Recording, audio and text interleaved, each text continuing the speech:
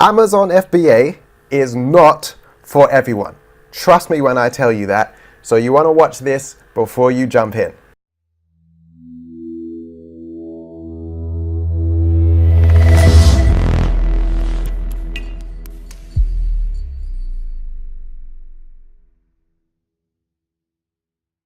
What's going on, Epic Lifers? I'm Mr. O and welcome to the Epic Life TV, the only life that is worth living.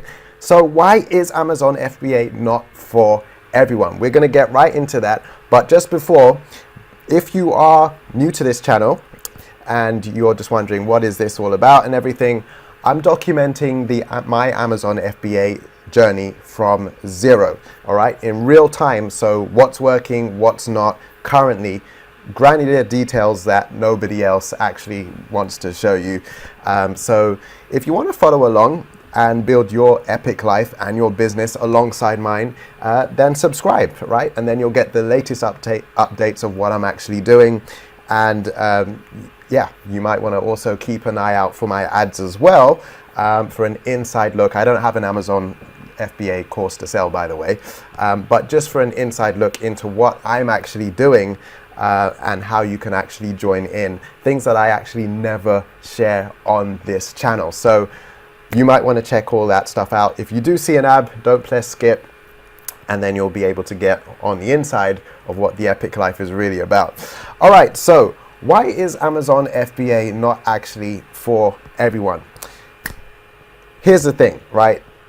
You want to watch this in full before you dive in, because, you know, I know a lot of people have a tendency to want to jump in, jump out of videos and stuff like that, but it really isn't for everyone, and you'll understand why by the end of this video, and hopefully be able to make an informed decision for what's best for you personally, right?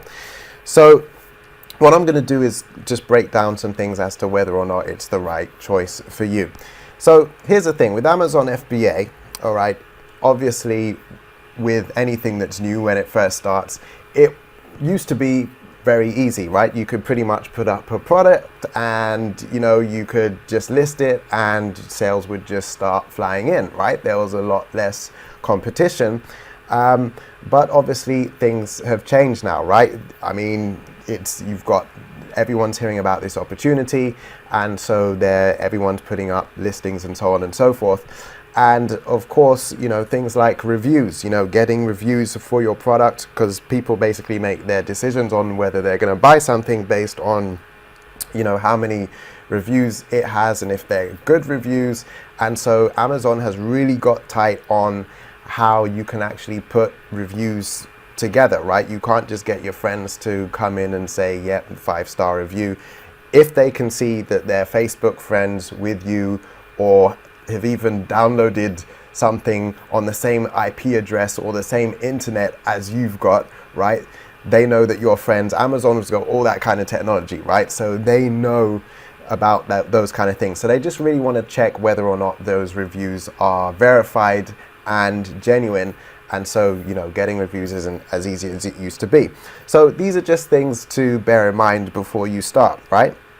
Also, sometimes there's a bit of a false perception that people put out there. You see all these videos of, you know, different YouTube gurus and stuff talking about, you know, you can start your business and then within 2 weeks you'll be making 30,000 a month and all that kind of stuff, you know, and that's just not true. You know, it's just because a guy's standing in front of a Lamborghini doesn't necessarily mean, one, that it's his, and two, you don't know how much work, if it is his, that he actually really put into actually getting to that point. So just bear that in mind. The other thing that people also do is give a perception that, you know what, you don't actually have to have a lot of money to start this business. You can start with $100 and be on the way. Now, yeah, you probably can actually do that and start, but if you actually want to do things properly, professionally, and on a real level and make real income, you're going to need a bit more money than that. So you really want to have a look at, you know, the reality of things, how much these sorts of things cost, right?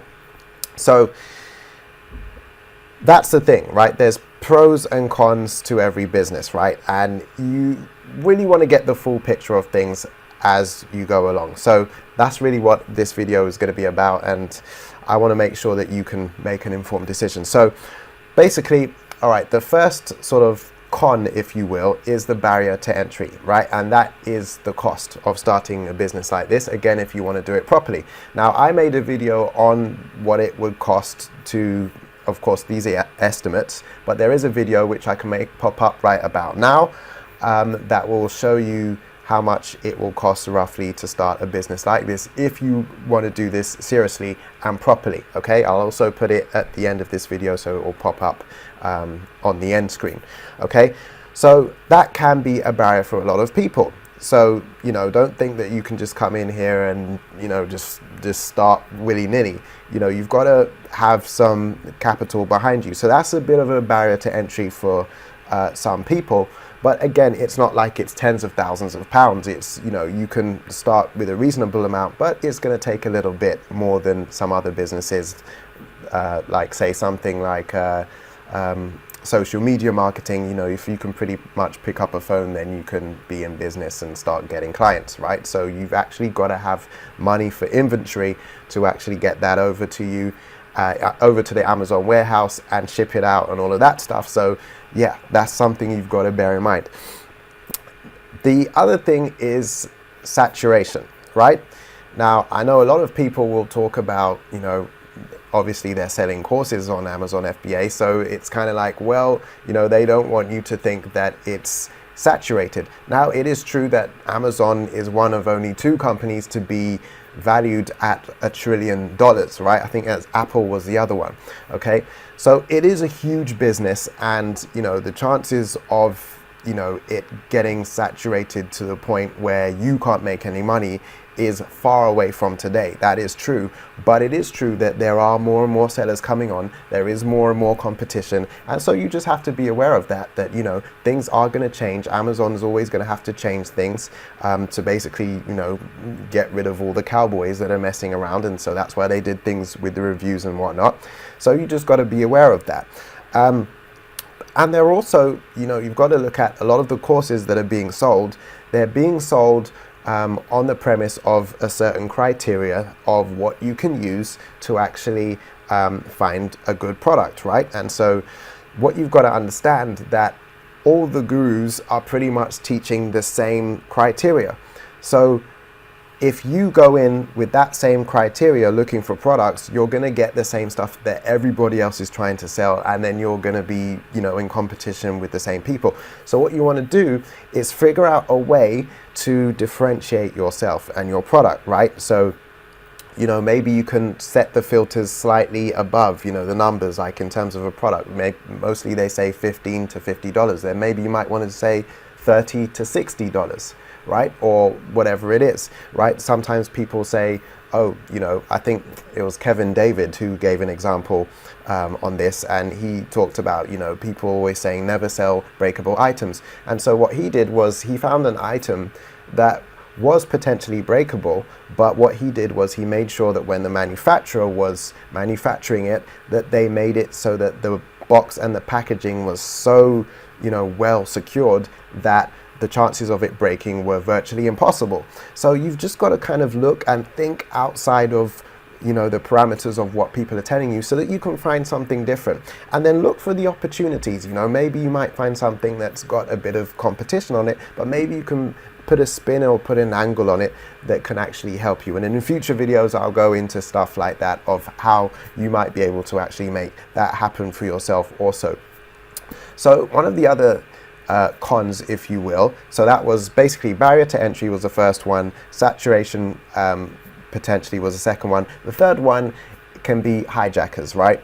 So what does that mean? That's like when somebody, well, you hear about someone hijacking an airplane, right? So what are they doing? They're basically taking over an airplane. So you might have a listing or a product on Amazon, and someone decides that they want to hijack your listing, and so they will make out that they have the same product for cheaper on your actual listing, because you can actually do that, and then they can, you know, basically undercut you, you know, saying they're selling the same thing, and they might be selling something that's actually rubbish and doesn't even match the description of what you've got.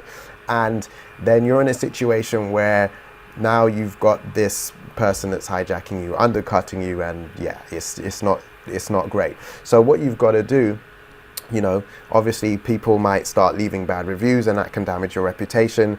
So what you can do is actually send a cease and desist letter to them. But the other thing you can do as well is you can write to Amazon as well and tell them what's happening. And, you know, it's a bit of an arduous process, but once you get through it, they can actually, you know, shut that person down, and, you know, then your listing will be in good stead, and any negative reviews that are on there, Amazon will remove those. So you've got your back covered, but you should just be aware of the fact that this stuff does happen. And you should also be aware of maybe a kind of a revenue level to shoot for. Hijackers tend to go for listings that are like making, you know, 50, 100,000 a month, right? So if you've got your products of like, say, 20, 30, you know, 15 and below, then, you know, you're relatively safe. They're not really going to bother wasting their time with it. So that's something that you can do as well.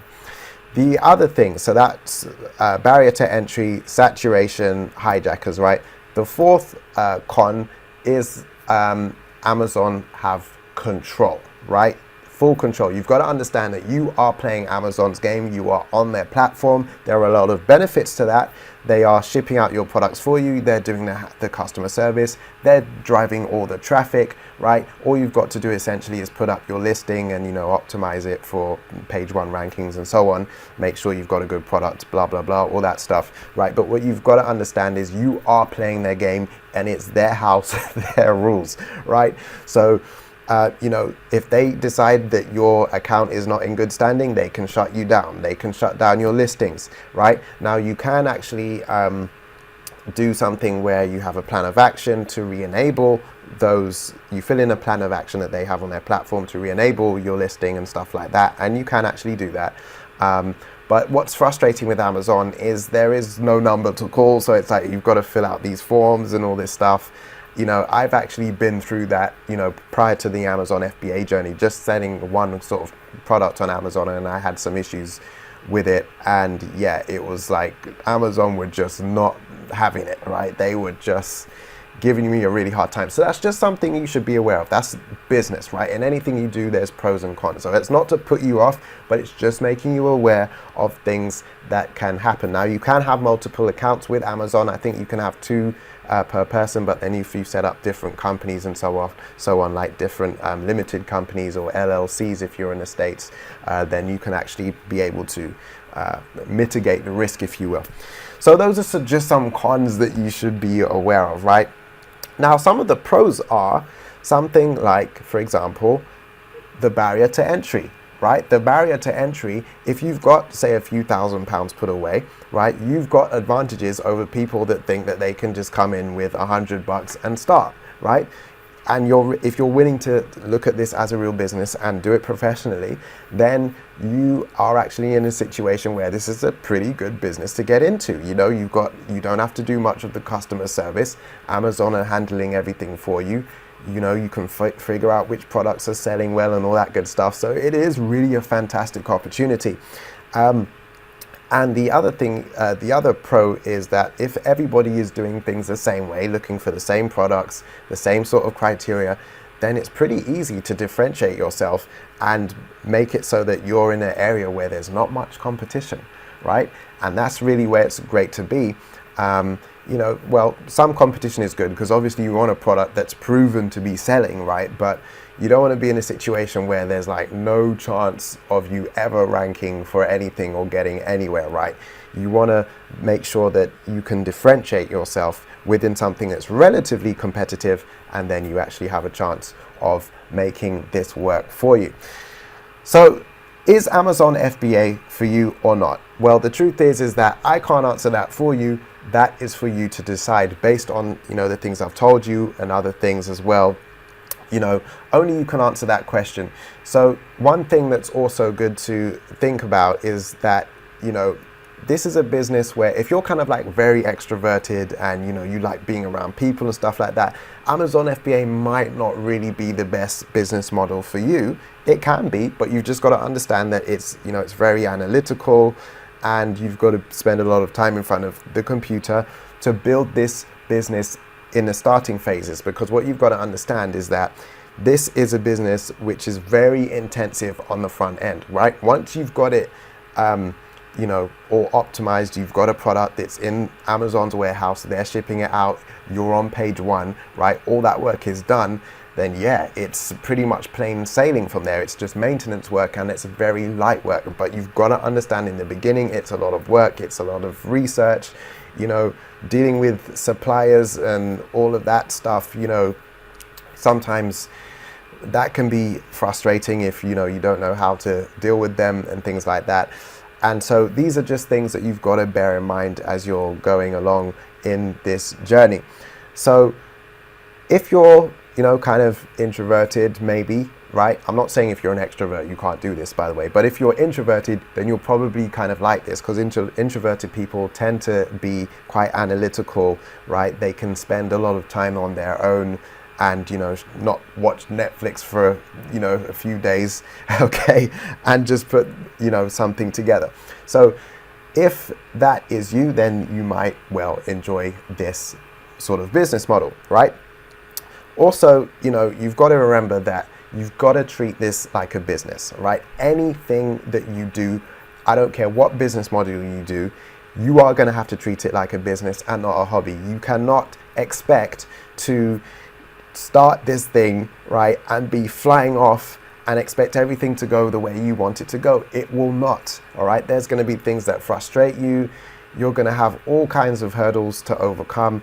But what you've got to get good at is solving problems and dealing with the emotional trauma, all right, that you could go through in starting a business, because business is actually a very sort of personal thing emotionally, right? It's tough to go through those things, and you've got to have the emotional strength to deal with that, okay? And it's those that continue to push through that can actually make a success of anything. So you've just got to understand that you cannot approach this with the same mentality that you have in, you know, a regular job, right? You've just got to understand that. And so sometimes you just got to weigh things up, like, you know, what are the alternatives? Maybe is there a different business model if Amazon FBA is not really the one for you, right? Just think of the different business models out there. There's so many online that you can do, right? I mean, yeah, you don't have to look very far. You can look on YouTube and there's so much stuff there. So yes, there is plenty of things that you can do if Amazon FBA is not for you, all right? But you've also got to look at, man, do I want my life to stay the same? You know, you don't want to just, you know, get frustrated, start one thing. That's one thing I do say. If you start something, finish it, all right? Some people can't even finish a video, all right? They watch something for 3 minutes and then they're skipping to the next thing. If you can't concentrate, how on earth do you expect to build a business? You've got to get good at focusing on one thing. All right, so I'm going to wrap this video up here now. I think I've waffled on a lot long enough. All right, so by the way, I am going to link to the videos that I mentioned at the end on the end screen. So if you did enjoy this, you know, drop a like below and leave me a comment and let me know if you're actually going to get started on this Amazon FBA journey, if you're going to start building yours alongside with me, if that's what you want to do, or maybe perhaps something else. But if you do want to do that, then just remember to subscribe and you can actually follow my progress in real time. And yeah, keep an eye out for my ads, because what I've found is that, you know, 97% of people watch videos just like this, right? And they don't do anything, okay? And for years, I did exactly the same thing.